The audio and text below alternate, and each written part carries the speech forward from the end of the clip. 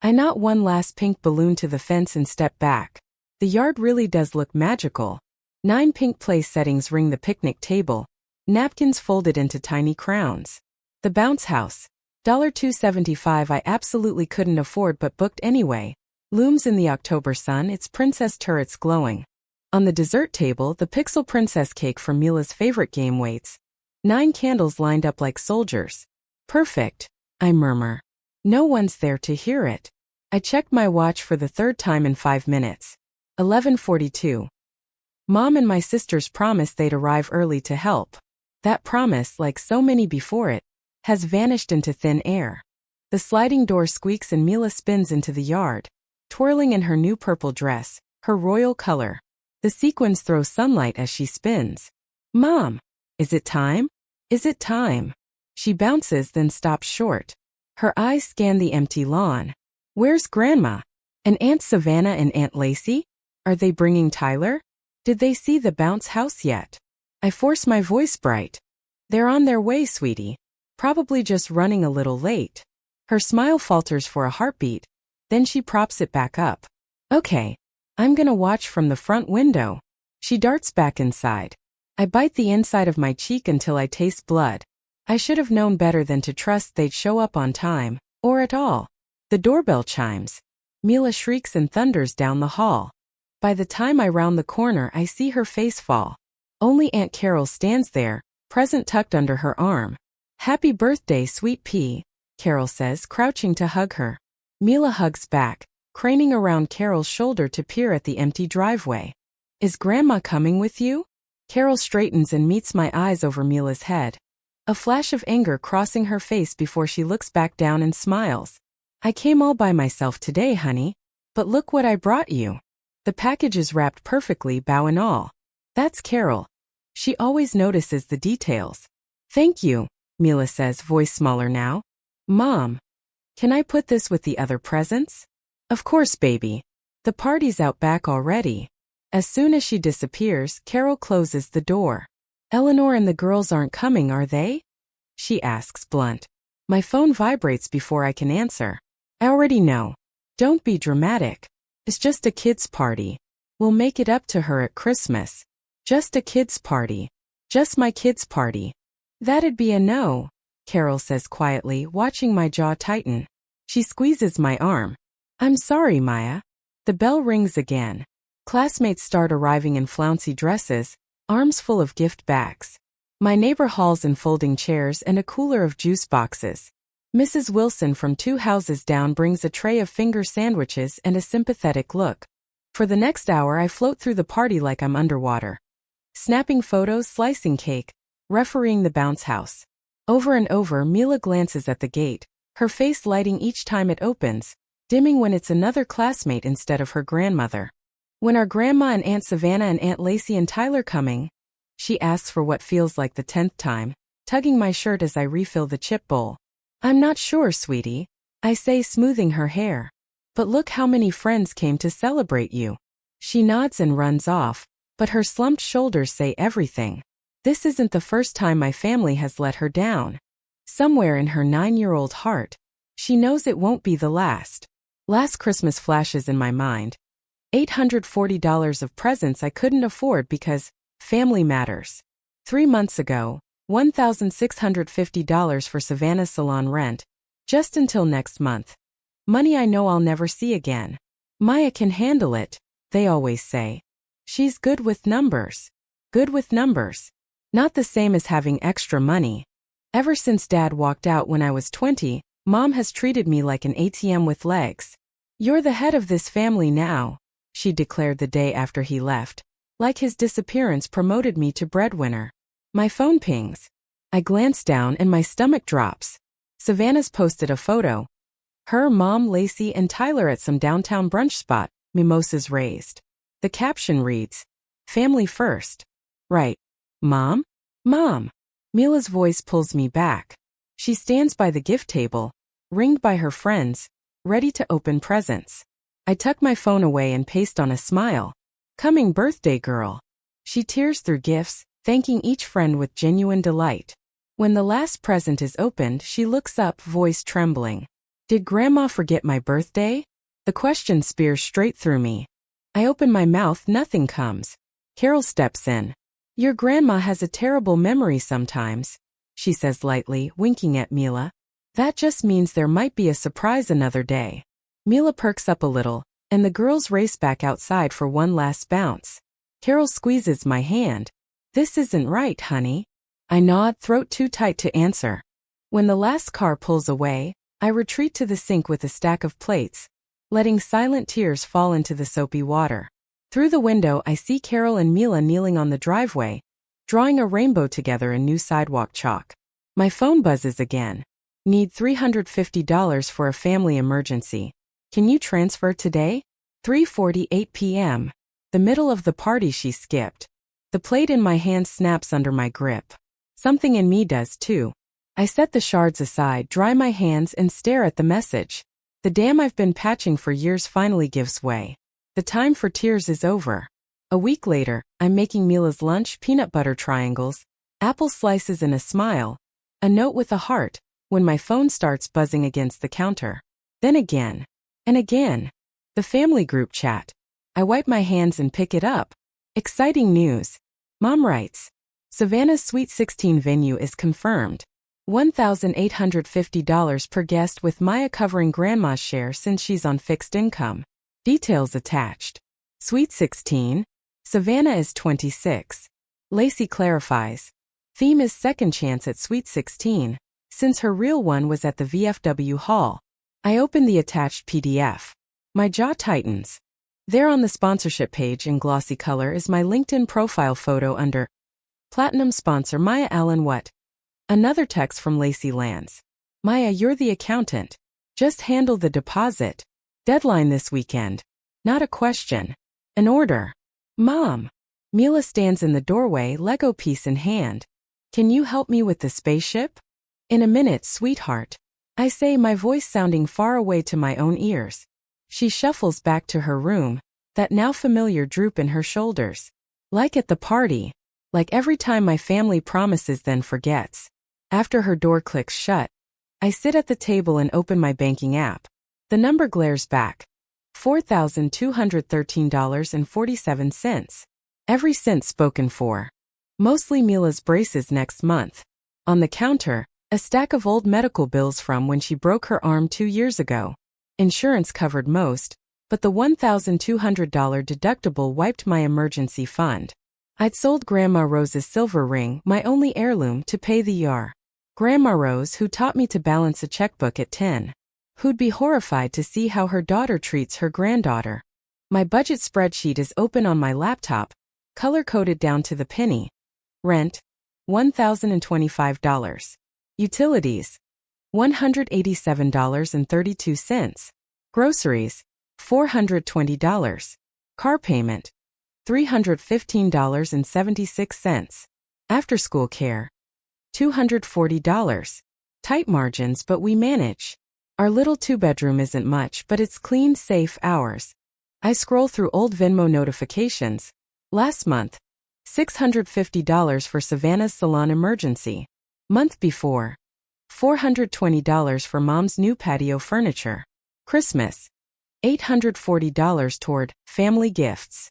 None repaid. Not even mentioned again beyond a quick, thanks sis. Mom Eleanor has turned financial guilt into an art form.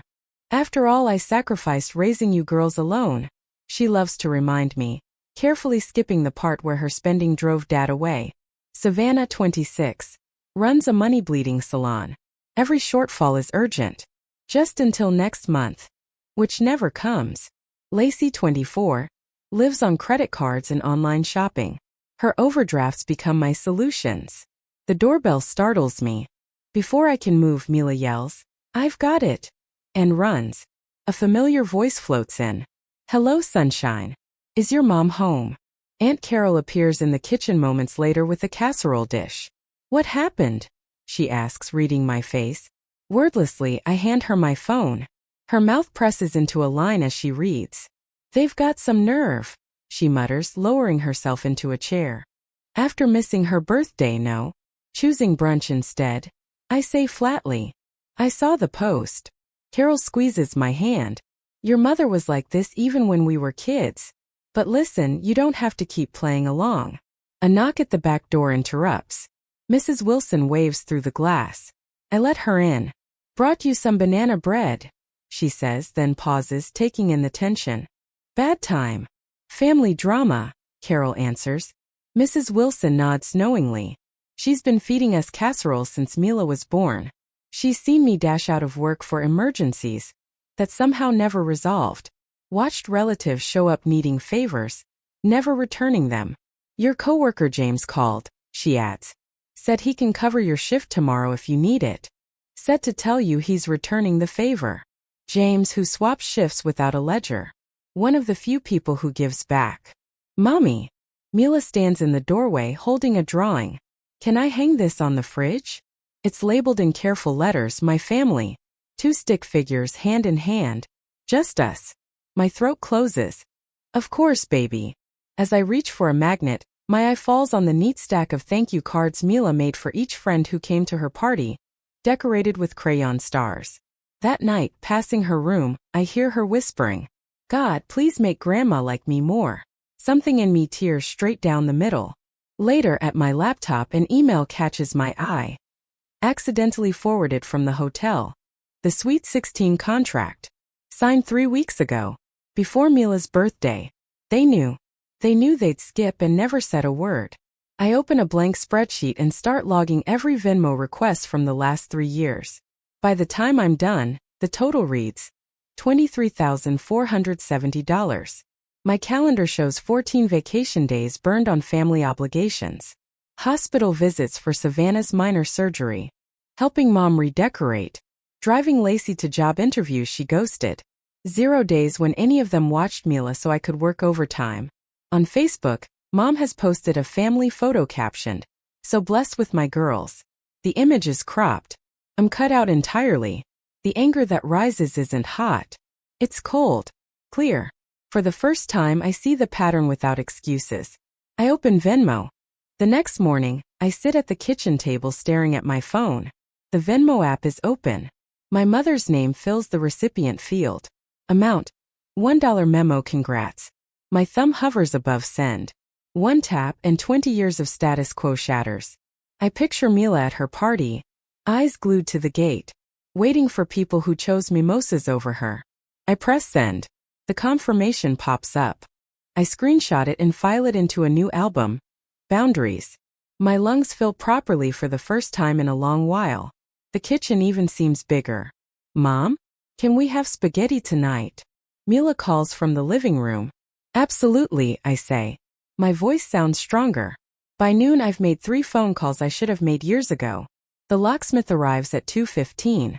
Stocky, whistling through his teeth as he swaps out both front and back locks. $175. The invoice reads. Less than one small favor for my sisters. All set, ma'am, he says, handing me 2 identical keys. Nobody gets in without these now. While Mila naps on the couch, I build a fresh spreadsheet of every unpaid loan. The total is the same. $23,470. Enough for a decent used car. A year of community college. Braces and a summer trip to the lake. My phone buzzes nonstop all afternoon. I flip it face down and focus instead on an email to the hotel's events manager, attaching screenshots showing I never agreed to be a sponsor. His reply comes quickly, full of apologies. My name and business credentials will be removed from all materials immediately. That night, Mila and I twirl spaghetti at our wobbly kitchen table. Cartoons flickering on the little TV. She laughs, sauce on her chin. This is enough, I think. We're enough. The doorbell rings at 8:47 p.m. I look through the peephole. Mom. Savannah. Lacey. All 3, faces tight with indignation. Maya Allen, open this door right now. Mom's voice carries through the wood. Then the pounding starts. Is that Grandma? Mila whispers behind me, eyes wide. Yes, I say evenly. But she forgot to call first. It's too late for visitors. The doorbell rings over and over. You can't hide forever. Savannah yells. After everything we've done for you. My phone screen lights up with angry texts. You're betraying this family. How dare you embarrass us with the hotel? What kind of daughter does this? Across the street, Mr. Patterson steps onto his porch, arms folded. I catch curtains twitching at the Rodriguez house. My family has become a spectacle. For once, I'm not scrambling to fix it. There's a wash of blue light across the blinds. Of course they called the police. When I open the door, Officer Thompson is there. He coached Mila's soccer team last spring. "Evening, Ms. Allen," he says quietly. "We got a call about a family dispute, something about threats and a missing heirloom." Behind him, Mom puffs up. "She's refusing to return property that belongs to the family," she declares. "And she sent threatening messages." Mila's small hands clutch the back of my sweater. Her stuffed rabbit dangles from one arm. "May I come in?" Thompson asks. At the table, I show him everything. Texts, emails, receipts. The $1 Venmo screenshot. "I've been supporting them for years," I explain. "No repayment. Today I changed the locks because I'm setting boundaries. There's no heirloom. No threats. Just me saying no." He studies the screen, eyebrows rising. "They're used to you cleaning up everything," he says at last. "Changing rules this late? That's always rough." He heads back outside. Through the window, I watch him speak to my family. Their arms flail, his hands stay steady.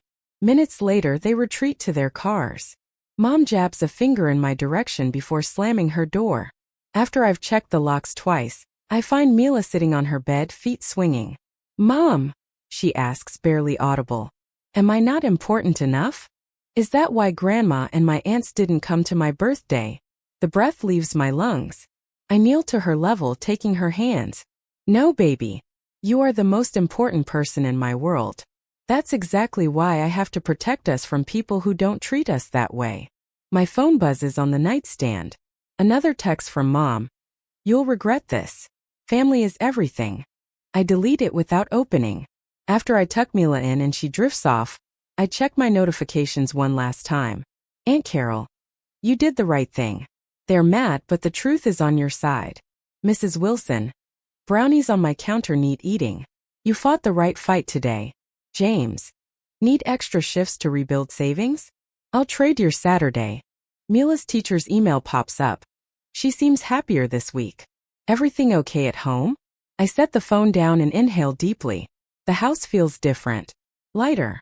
As if the walls have stopped closing in. I've been so busy chasing family, I didn't notice a community quietly forming around us. Tomorrow will bring its own battles. Tonight, I sleep without that familiar weight on my chest. At 6:30 a.m., my phone buzzes, jerking me awake. Savannah's name flashes. Not a text, a Facebook notification. "Savannah Allen mentioned you in a post." Her status already has a paragraph. When toxic people show their true colors, some folks only pretend to care about family until they're asked to contribute. Then suddenly they're too good for the rest of us. Guess money means more than memories to some people. 17 comments and climbing. Cousins, old classmates, strangers with opinions. "So sorry, sweetie, red heart blood isn't always thicker than water. You're better off without that negative energy." Not one person asks my side. Not one wonders why I might have sent that single dollar.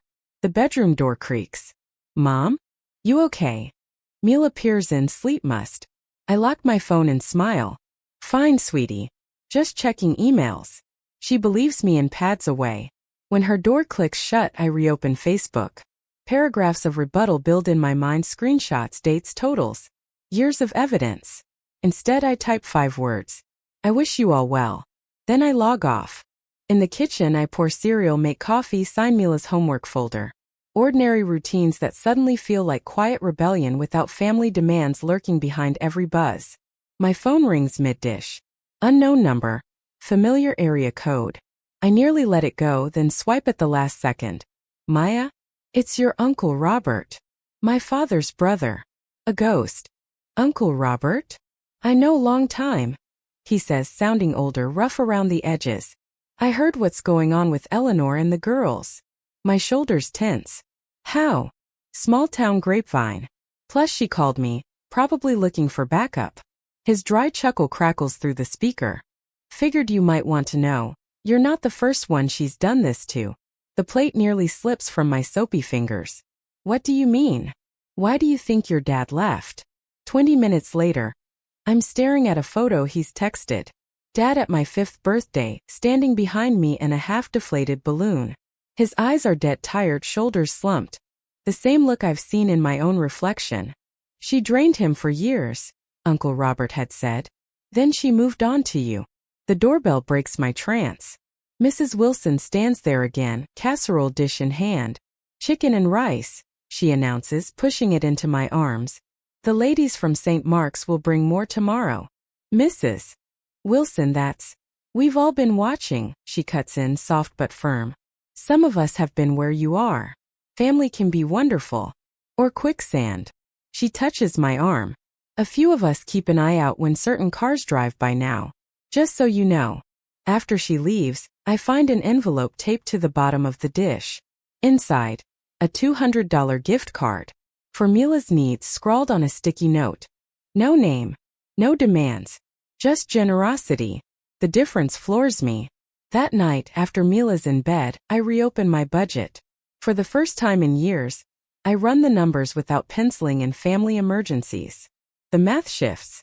An extra $732 every month. Enough for braces and then some. Enough for an education fund. Enough for a small vacation. My breathing evens as I click to open a new savings account in Mila's name. I transfer a modest start. A seed. The next day, groceries feel almost luxurious. I still compare prices out of habit, but I'm not doing mental gymnastics to avoid overdraft. At the checkout, I grab a bunch of tulips for $24. Just because they're pretty. Feels outrageous. Feels amazing. Saturday morning as I fold laundry, Mila wanders in wearing rainbow pajamas that are inching toward too small. Aren't we going to Aunt Savannah's party today? She asks casual. My hands freeze. What? The Sweet 16 party, she says. I saw it on your calendar. Taylor from school is going. Her mom is friends with Grandma.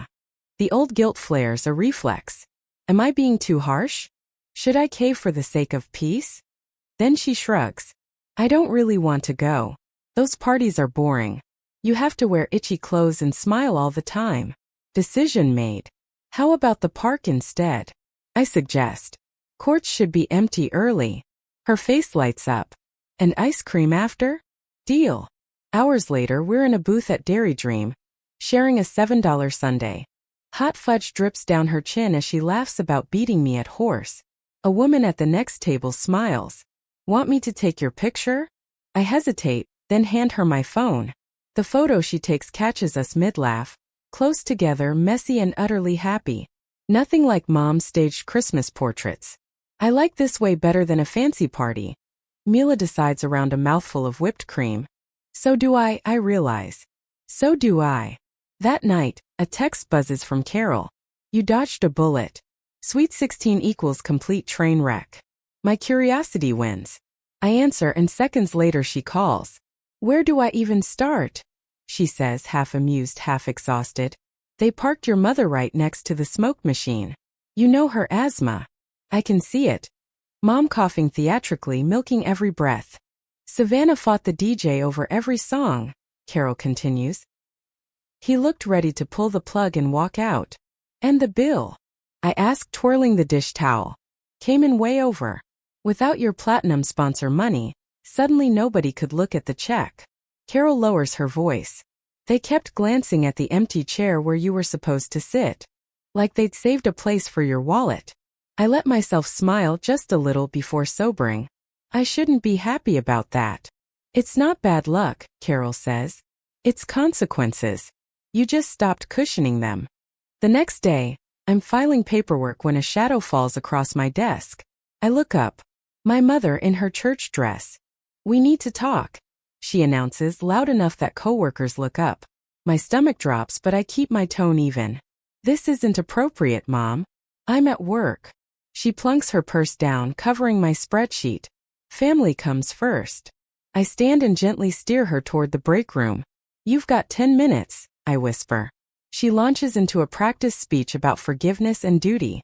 I recognize whole lines from Pastor Wallace's sermons. He called me after service, she says, adjusting her pearls.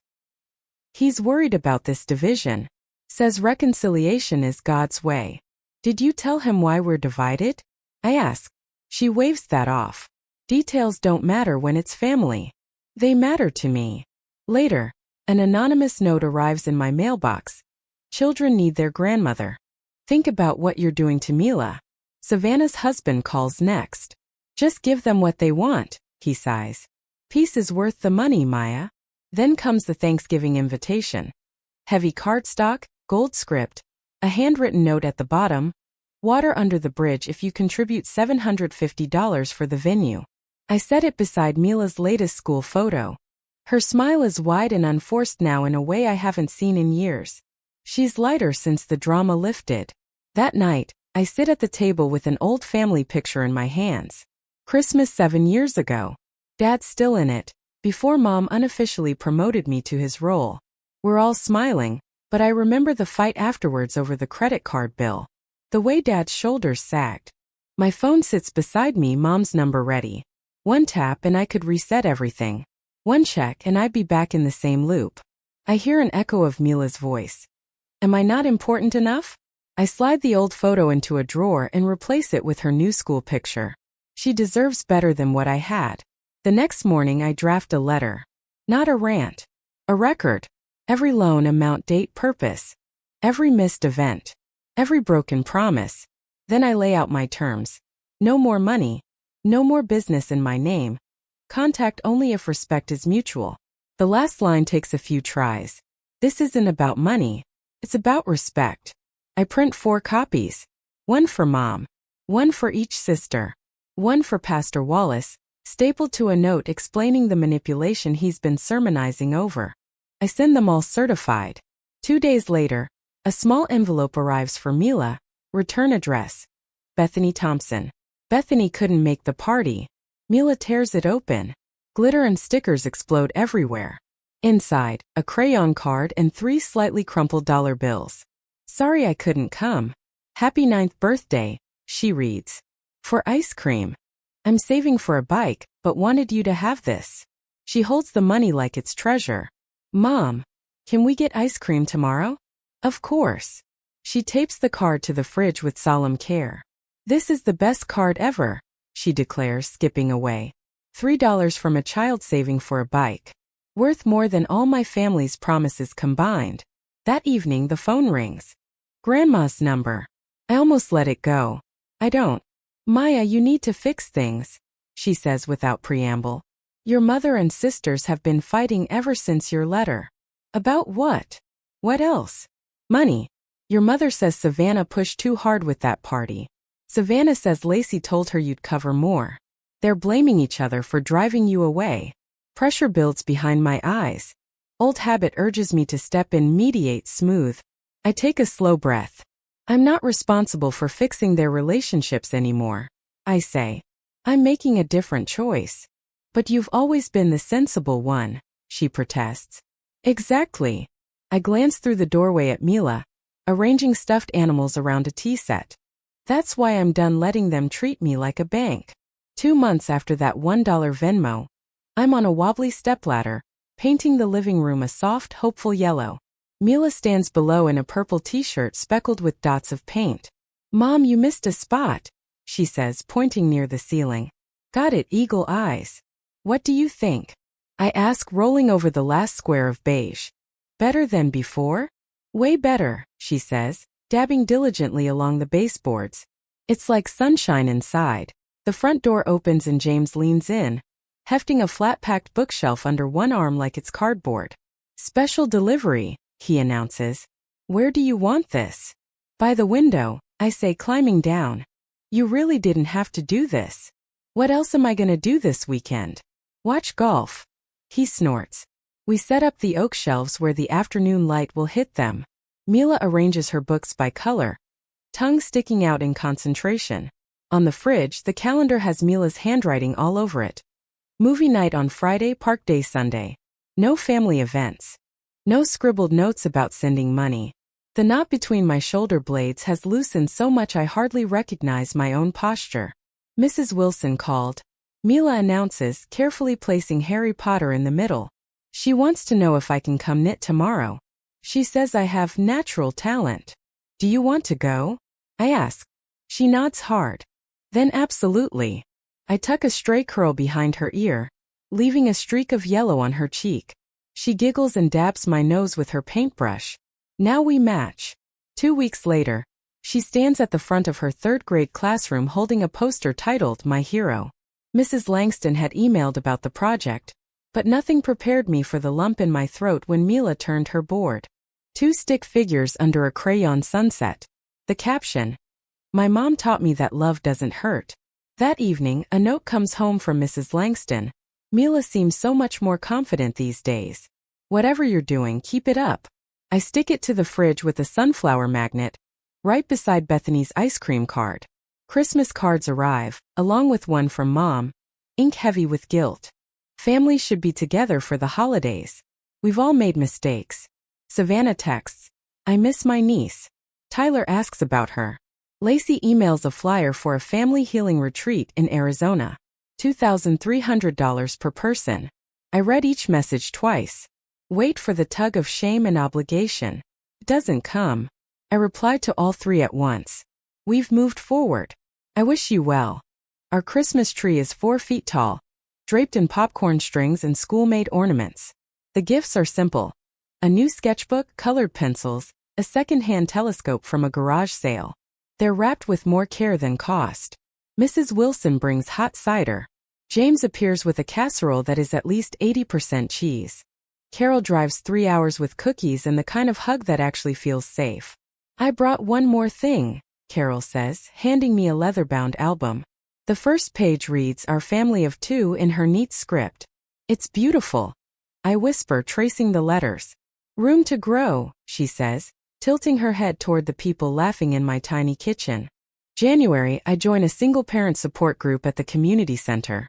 February, I start volunteering in Mila's classroom once a month. Uncle Robert's postcards arrive sporadically, little rectangles of encouragement from wherever he happens to be. Brick by brick, we're building something new. By the time October rolls around again, I plan Mila's 10th birthday. Just a picnic in the park, a homemade cake, a few close friends. A card arrives from Mom with a crisp $50 inside. No demands.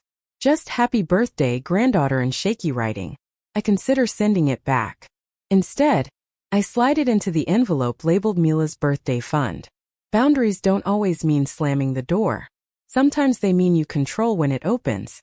That night, after Mila drifts off, I sit at the kitchen table with the journal Carol gave me at Christmas. The words come easily. Real family isn't blood. It's who shows up. I look at the wall above our table. A new photo hangs there in a plain frame. Me and Mila, flanked by Carol, Mrs. Wilson, James, and Uncle Robert, all squinting into the sun at the park last weekend. Beneath it, a small wooden plaque reads, Our Family. The house is quiet, save for Mila's soft breathing from the next room. For the first time in years, the feeling that settles in my chest is simple and solid. Home.